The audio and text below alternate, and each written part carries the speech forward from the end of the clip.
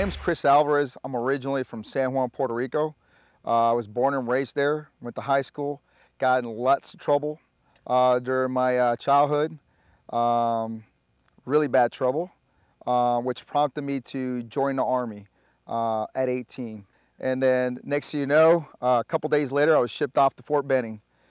Huge culture shock because barely spoke any English. So it was extremely rough basic training in AIT. Did okay.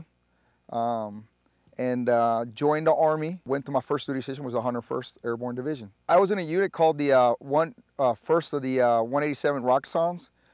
They're infamous or famous for Hamburger Hill in Vietnam. And huge culture shock because now I'm from Puerto Rico to Nashville, the capital of country music, which I didn't understand, but I love country music now. So,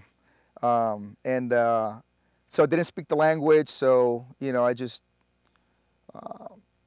yeah, it was really, really rough. And I saw some dudes that were living outside the base, and they were coming in you know, in civilian clothes or their nice Jeeps. We're running around Up Armor Humvees, and they would just, you know, go straight to the gym.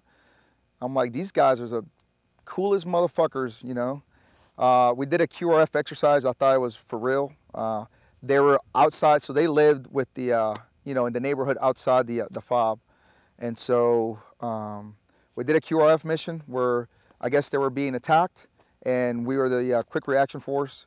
And then once we got there, we threw them in our Humvees, and the exercise was over. I thought it was for real because we had live ammo.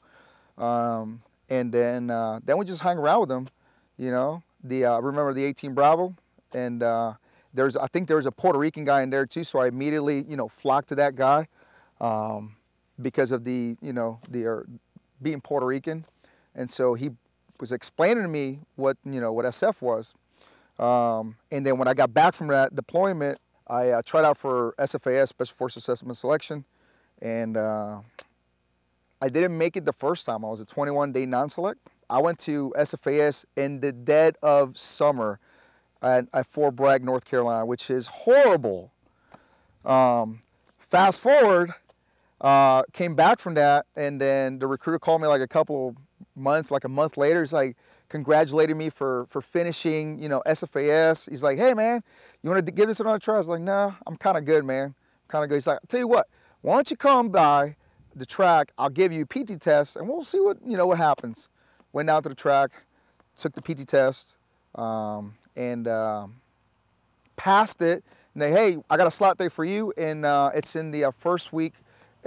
First week of January. So now I'm flying from Kentucky to Fort Bragg to Fayetteville, and there's snow on the ground. So now I went from going to selection in the summertime to going to selection in the wintertime. And actually, it was a little bit easier, to be honest with you. It was a little bit easier. I passed that time. I mean, it was a lot easier because the cold doesn't allow you to just stop. So when you're rucking, you're doing land nav, you're constantly sweating, you're carrying a 50 to 60 pound pack. So the moment you stop, you start getting cold. So that's your motivator to keep moving, right? Because you don't want to be cold. Nobody wants to be cold and wet. Being in that unit, since we went to the field so much, I think it really prepared me for selection and for the Q course, because a lot of soft skill MOS soldiers go to SFAS because it's open to everybody in the Army.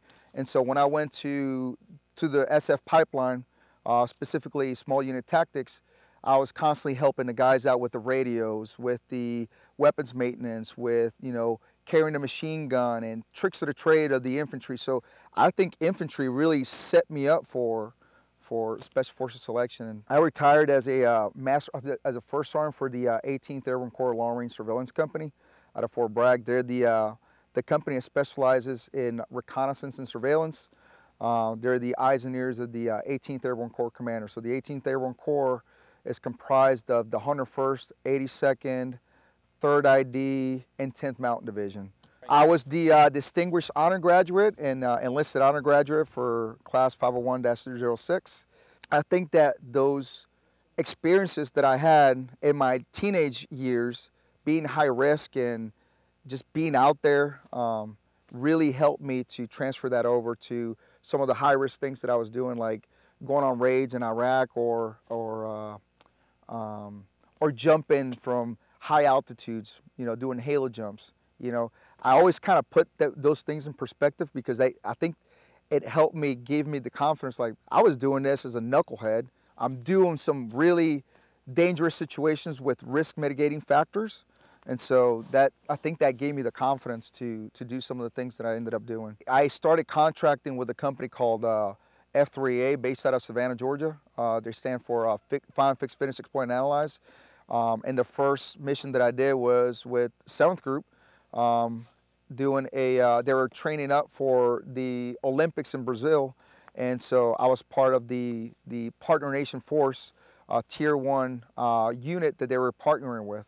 And so did that mission with them, that training exercise. We got to do fast rope out of helicopters, hit targets, it's really direct action stuff, really cool stuff. So I was out, but I was still kind of in. Living the life. Yeah, living the life, so to speak. And so continued contracting with F3A, doing stuff like that, playing out for and stuff like that. And then again, going back to 7th Group, one of the exercises that I did, and I was the high value target, and one of the assaulters shot me right in the right on my brow, my right brow, and put everything in perspective. The money's good, but at what cost? So my girlfriend at the time was telling me, hey, maybe you shouldn't be doing that anymore. Your eyes or your limbs are not worth that paycheck that you're getting, So she urged me to go to school and utilize my GI Bill. Went to Howard Community College out in Maryland, Howard County. Did exceptionally well. School, I liked it. And I transferred over from Howard Community College, got my associate's degree in general education, and then transferred over to University of Maryland, Baltimore County. My buddy Jason Sobczak, who owns a CrossFit gym in Atlanta, we're friends, and he called me. He's like, hey, there's this new competition going on. I know we like to shoot and we like to stay fit, and I was still relatively pretty fit. And so I'm like, sure, let's do it. So I did that first competition in Ardmore, Tennessee. Met Tim Burke, he was also a 7th Group guy, and knew some of the same guys like my All-Star Major, George Sanchez and J.R. Okendo. The bug bit me, and so I was going to the next one, and to the next one, and to the next one, and to the next one. I want to prepare myself for like the 2nd or 3rd tactical games. And so I went to take a class with Mike Green, another 7th Group dude, and we knew some of the same people. And he asked me after the class, like, hey man, would you like to teach? And I'm like, yeah, man. I mean, me? Teach? Sure. And so did the games, placed pretty well, came back and then started working with Mike Green from Green Ops, and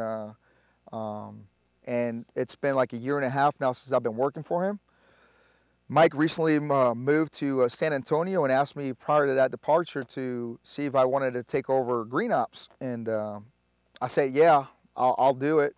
And then I've been the director, so he promoted me from a regular instructor to the director of training for Green Ops. Taking a class with me is like being in the on the range on Fort Bragg.